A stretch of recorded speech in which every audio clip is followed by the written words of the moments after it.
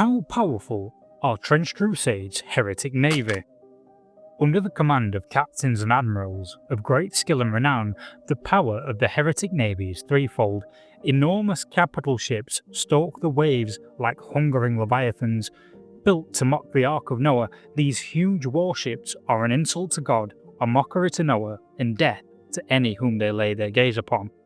These mobile floating cities enable and are protected by the second of these three great threats, the Heretic submarine fleets. These prowl shipping lanes, harass military convoys and disrupt the supply lines of the faithful, or attack their coastal settlements.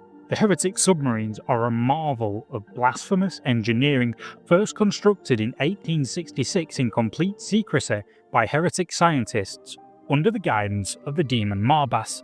They have been a constant threat ever since. In 1870, they caused widespread famine by destroying merchant navy vessels, catching them unawares, and revealing the submarines as the next great power on the seas. The Heretic Navy is somewhat detached from the many other forces of the Heretic Legions, operating with a degree of autonomy under the command of its High Admiralty. Possessing its own marine infantry, the huge capital ships, and the silent death that is the submarine fleets, the Heretic Navy has almost complete command of the high seas, the only refuge of the faithful being the relative safety of the Mediterranean, through which they supply New Antioch. For hundreds of years the Heretic Navy has harassed and harangued the faithful. From the coasts of Albia to the hidden ports of Abyssinia and beyond, few are safe from them on the waters. While the Heretic Navy had always been a threat to the faithful, a surprise assault by its forces laid siege to Gibraltar in 1666, gaining them access to the Atlantic and a permanent base of operations from which to assault Europe. The constant raids along the coastline of England forced the Crown to order the construction of the Fortress of the White Cliffs in 1670. Dover became a stronghold from which the faithful could protect the shores of England and hold back Hell's forces. But the waves belonged to the Heretic Navy, and in 1805 Admiral Ranger brought the might of the Heretic Navy to Dover. Here he crushed the fleet of England and cast down Admiral Nelson, who was killed in the battle. This powerful blow left England reeling for a time, and cemented the Heretic Navy's supremacy over the Seven Seas. History would remember this day as the Battle of the Bloody Cliffs. The third prong of the trident threat that is the Heretic Navy are its marine infantry. Selected from the best soldiers that the Heretic Legions have to offer, these piratical raiders are on a constant lookout for captives, loot, information, supply lines, rare artifacts, and the chance to enact brutal cruelty. Rarely do the Heretic Navy struggle to find new recruits, as several of Hell's lords and demon nobles lay claim to the Seven Seas, so their supplicants flock to the Navy in droves to prove their worth and devotion to their patron. For the selfish and the damned, the gluttonous and the greedy, the prideful and the wrathful of the Heretic Legions, the promise of plunder and promotion is an alluring draw to the depraved souls of Hell's mortal followers. The Heretic Navy's armour, such as those suits worn by their anointed, double as diving suits, allowing them to advance unseen. Emerging from the waves, the Heretic Navy's infiltrators will set up advanced positions and ambush enemy warbands.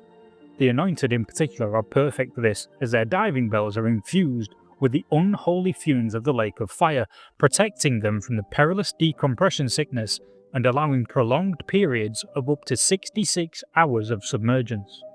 On land, the Heretic Navy's raiding parties are as fast as lightning, where the trench ghosts are slow and ponderous, and the Heretic Legionnaires are only as capable as other mortals. The Heretic Navy are sure-footed masters of a short-range dash.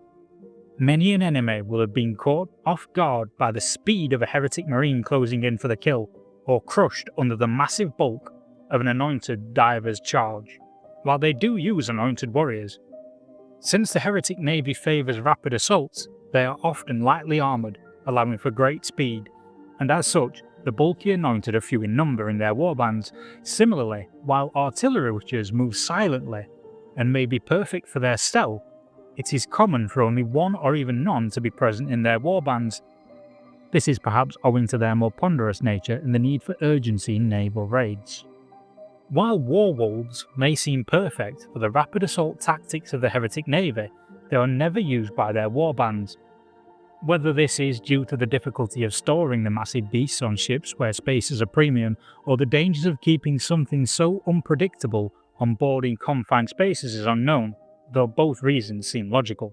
While the Heretic Navy have access to all the equipment available to their land-borne counterparts in the Heretic Legion, their preference for, and greater access to, submachine guns means that they are far more common in their armories. This is in part owing to the submachine gun's effectiveness in close quarters combat, and its shorter barrel allows for greater mobility in the close confines of shipborne fighting. So it is that the Heretic Navy have stormed the shores of the channel. Will you be taking them to the tabletop to raid the faithful? Let me know in the comments below, and if you'd like to dive deeper into the Heretic Legions, click the playlist link to your left. Alternatively, check out the expeditionary forces of Abyssinia, who braved the perilous Mediterranean crossing to New Antioch, by clicking the link to your right. Please like, subscribe and hit the notification button. Thank you for watching, and I'll see you all soon.